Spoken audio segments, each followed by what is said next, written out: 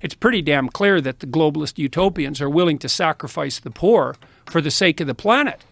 And they're doing that by cranking energy prices up through the roof, and that means that people die. Lomborg has estimated that maybe you have to turn your thermostat down by 3 degrees, right? Save the planet. We don't have enough energy. We'll pay you not to use your electricity between 5 and 6, which is what they're doing in the UK. You turn your damn thermostat down 3 degrees, that sounds like nothing. But if you're old, that radically increases the probability that you'll get a respiratory disease and die. And if the Europeans would have had a cold winter, and that could still happen, Lomborg estimated it'd wipe out 135,000 people. It's like, well, we're just making energy more expensive. It's like, what do you mean you're just doing that? So imagine the economic system. It's a pyramid. There's a bunch of people at the top. They have almost all the money. That's par for the course for any productive system. Any system that's productive ends up with a distribution like that. It's like a law of nature. And then you move farther down the pyramid till you get down to the bottom where most of the people are, and they're barely clinging on to the edge of reality, right? It doesn't take much of a crisis to tip them into, death. And then you crank up energy prices. Well, what happens is you just take a bunch of those people at the bottom of the distribution, the poor that the left is so, hypothetically concerned with, and they're just done.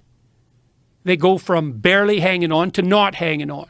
And their kids go from having some ghost of a chance of opportunity to having none. And I could see this coming.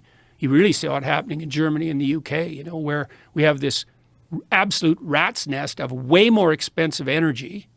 And this is where it gets extremely perverse. You might say, okay, look, we have to save the future poor.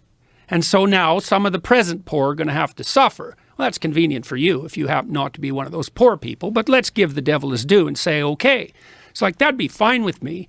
Not really. That'd be fine with me if the consequence of your actions, raising energy prices, for example, actually produced an improvement in those things you wanted to improve. So, for example, energy is more expensive, but now the air is cleaner. But that isn't what's happened in Germany. Right. What's happened in Germany is energy is like 5 times as expensive, and the coal plants are back on. So it's like, even by your own criteria for success, you failed, and you did it at the expense of the poor. And, the World Bank estimated, I don't remember how many months ago, it's probably 9 months ago, that we're putting 350 million people on the brink of starvation because we're cranking energy prices up. And so for me, it's like, that's 350 million people. That's 3 times as many as the communists killed, in their 6 decades of trying.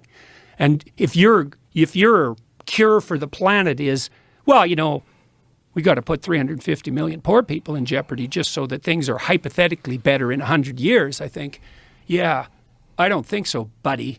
And also, it's a little bit too convenient for me that your prescriptions to save the planet are accompanied by this insistence that the only way forward to that is to give you all the power.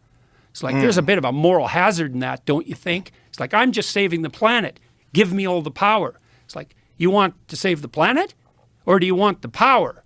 And let's put the second one first, because the probability that you're a saint or the Messiah is pretty damn low.